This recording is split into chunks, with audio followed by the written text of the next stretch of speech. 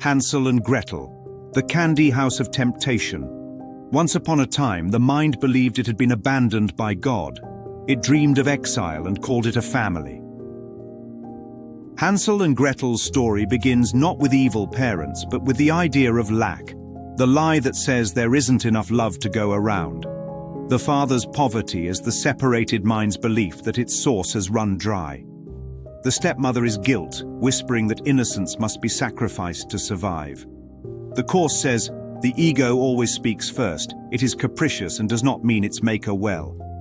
And so guilt speaks first.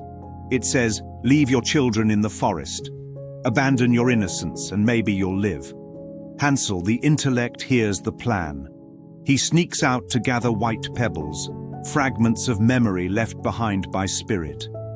Those shining stones are the divine reminders the Holy Spirit leaves in the dream. They are the moments of recognition, the glimpses of heaven through the fog.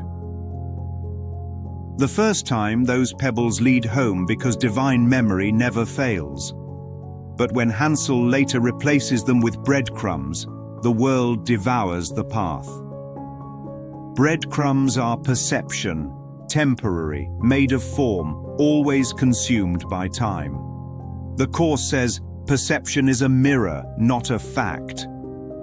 And so the children wander, lost in their own projection. Hunger follows. That hunger isn't for food, it's the craving for wholeness disguised as appetite. Then suddenly they see it. A gingerbread house glowing in the moonlight, sweetness, color, beauty. The ego always paints its prisons to look delicious. It makes the outside look like heaven so you'll never look within. The Course says, the world you see is an illusion of a world.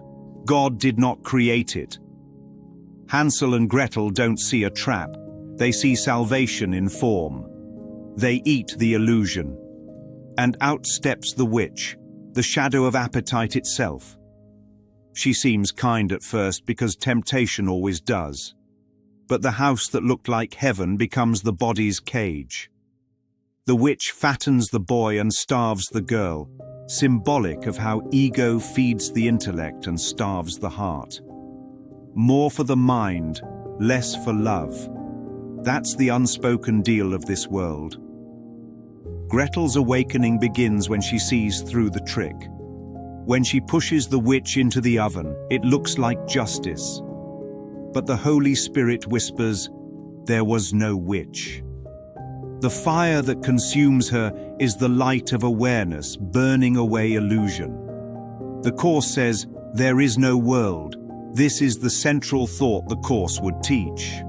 The oven doesn't kill the witch, it reveals she was never there. Then comes the false happy ending. The children fill their pockets with gold and rush home shouting, now we are rich. But what is that gold? It's the ego's final bait, the belief that worldly success can buy safety. The Father rejoices, but the Father of heaven never left. The true home was never the cottage, and true wealth was never the witch's treasure. The Course says, seek not outside yourself, for it will fail, and you will weep each time an idol falls. The idol this time is gold, the comfort of form mistaken for peace.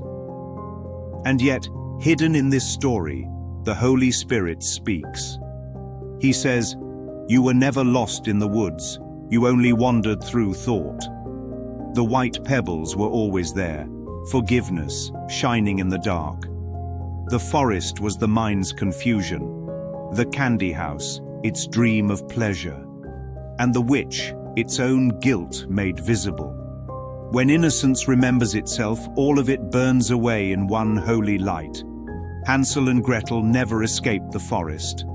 They woke up, witnessed two children who thought they'd been cast out of heaven. They mistook hunger for punishment and sugar for salvation. They fought a witch that was only a shadow and called the ashes gold. But somewhere between fear and forgiveness, they found the path home, not through the woods, but through remembrance. Tonight's coordinates, not in a forest, but in a mind remembering its source. The Holy Spirit leaves no child behind. The pebbles still shine in the dark. The crumbs were eaten, but the memory of love was never lost. The fire that seemed to kill was only light revealing truth. And when you see the candy house for what it is, a dream of sweetness built on fear, you'll laugh softly and walk right through its walls. For the forest was never real, and the way home was never far.